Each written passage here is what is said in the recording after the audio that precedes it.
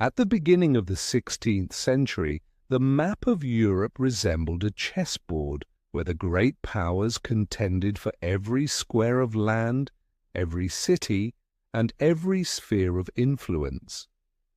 At the center of this great game lay the Italian Peninsula, a wealthy, fragmented land brimming with art, commerce, and war. France, Spain, the Holy Roman Empire, the Papacy, Venice, Milan, Florence, all had interests, conspiracies, and bitter rivalries. France, under King François I, was a young and ambitious power. He embodied the spirit of the Renaissance, strong, artistic, yet deeply hungry for power.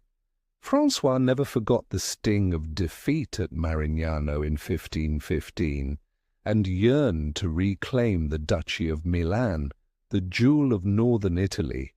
Standing opposite him was Charles V, the heir to two empires, Spain and the Holy Roman Empire. As the grandson of both Ferdinand and Isabella of Spain and Emperor Maximilian III, Charles V inherited a vast dominion stretching from the Netherlands to Austria, from Milan to Mexico. He was the only man in the 16th century whose power surpassed even that of the Pope. François I and Charles V were bitter rivals, not just on the battlefield, but in will and ambition. Both were military and political prodigies, and their confrontation was inevitable. In October 1524, after months of campaigning and conquest, King François I of France reclaimed the Duchy of Milan, a land he saw as the heart of Italy and the pride of the French crown. But he did not stop there. Instead of consolidating his lines, he launched another attack, this time on Pavia, a heavily fortified city south of Milan, still held by Habsburg forces. The siege lasted from October 1524 to February 1525. François set up his headquarters north of the city and established a tight ring of artillery and engineers around it. He was optimistic, and with good reason. The French army numbered around 25,000 troops, had heavy artillery, elite Swiss mercenaries, and some of the best heavy cavalry in Europe. But he underestimated his enemy. Inside Pavia, around 9,000, Habsburg troops commanded by the seasoned Spanish officer Antonio de Leyva held out. Besieged, they endured food shortages, disease, and the biting winter snow, yet refused to surrender. Leyva knew reinforcements were on the way. While François I was confident in his siege, the Habsburg coalition was quietly gathering its forces to the south. Under Charles de Lannoy, Fernando d'Avalos, Marquis of Pescara, and Georg von Frundsberg, they assembled 14,000 troops, including German Landsknechts with long pikes and thick armor, Spanish infantry veterans of the Dutch and Italian wars, along with light cavalry and mobile field guns. In the darkness of a cold February night, Habsburg soldiers advanced toward Pavia without revealing their presence. A daring plan was in motion: strike from the Mirabello woods, split the French lines, and annihilate them piece by piece with firepower and maneuverability. At dawn, Habsburg infantry moved into the Mirabello forest, where the main French camp was located. The night before, they had silently cut a wide gap in the defensive barricades, allowing them to move deep into enemy lines undetected. The surprise was total. On the French side, many units were still sleeping or unprepared for battle. The clash began with artillery barrages and musket volleys fired at the French vanguard. French cavalry panicked as cannonballs and bullets tore through their formations. Screams echoed through the forest, mixed with the thunder of stampeding horses. King François I immediately launched a counterattack. Personally leading his heavy cavalry, he rode at the head of his knights, clad in gleaming armor, shouting the battle cry, Monchois, Saint-Denis. It was the last grand charge of a chivalric age, but they were charging into a new world of warfare. The Habsburgs did not meet cavalry with cavalry. Instead, their German Landsknechts and Spanish infantry formed deadly tridents, combining long pikes, short swords, and firearms. The Swiss mercenaries, once invincible, were stopped cold by dense spears and accurate gunfire. Meanwhile, Charles de Lannoy ordered light cavalry to flank and divide the French into isolated pockets. These fragmented groups, trapped in the forest, were picked off by musket fire and archers. French artillery, which should have been their trump card, could not be deployed effectively in the forested terrain and was neutralized early in the battle.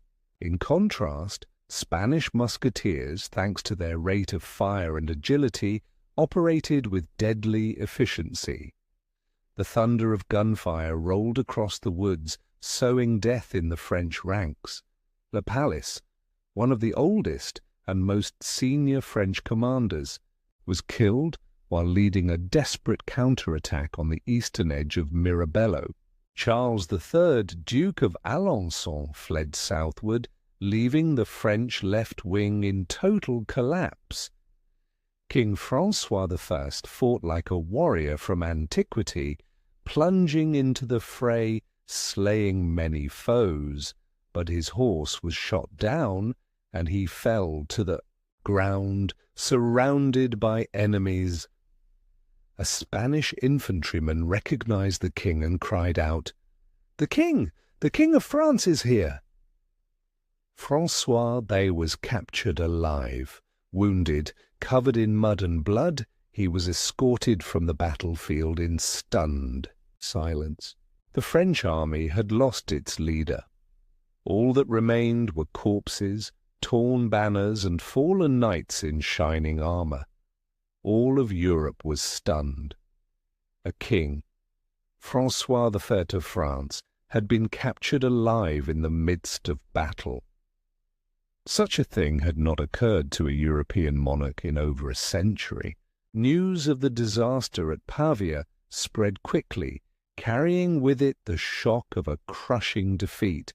Over 8,000 French soldiers were killed, hundreds of nobles slain or taken prisoner.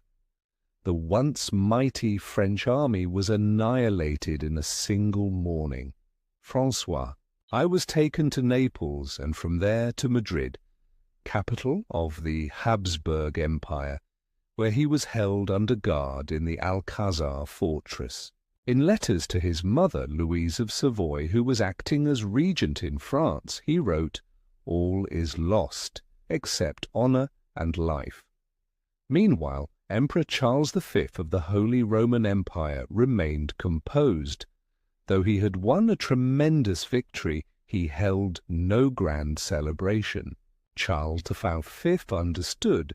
Capturing François I was a double-edged sword, a source of power but also a heavy burden. For nearly a year, intense negotiations followed. Spain demanded France permanently renounce its claims to Milan and Naples. France surrender Burgundy, a wealthy region Charles claimed as his lawful inheritance. France withdraw from all anti-Habsburg alliances, including its pacts with Italian city-states. In January 1526, the Treaty of Madrid was signed. François agreed to all the terms. In return, he was released, but only after surrendering his two sons, Princes François and Henri, as hostages to Spain. The king returned to France to the cheers of the crowd, but inwardly he bore a humiliation. that could not be erased. And as many had predicted, François I refused to honor the treaty. He declared, "I signed it while in captivity, and thus it does not bind me." And so the war resumed. The Battle of Pavia was not merely a tactical victory, it marked the symbolic end of the age of knights. Heavy cavalry, once dominant on European battlefields, had been decisively defeated by organized infantry and modern weapons, muskets, long pikes, and mobile light artillery. The image of French knights in steel armor, cut down by foot soldiers with firearms, heralded a new era, one where technology, organization, and flexible tactics triumphed over feudal traditions and personal honor. The victory at Pavia solidified Charles XVI's dominance across Europe. He ruled nearly the entire western continent, from Spain, the Netherlands, and Germany to Italy and the New World. The Habsburgs became the first true European superpower, and Madrid, not Paris, became the new center of imperial authority. But with power came enemies. France, despite its defeat, still dreamed of vengeance. François I would later ally with the Pope, and even, in a shocking twist, with the Ottoman Empire, a move that defied centuries of cultural, religious, and historical opposition. Pavia was one of the first battles where the full might of a modern nation-state was mobilized, from taxation and logistics to diplomacy and propaganda. It was. And that brings today's story to an end. If you found it interesting, don't forget to subscribe to the channel for more videos on world history. See you next time.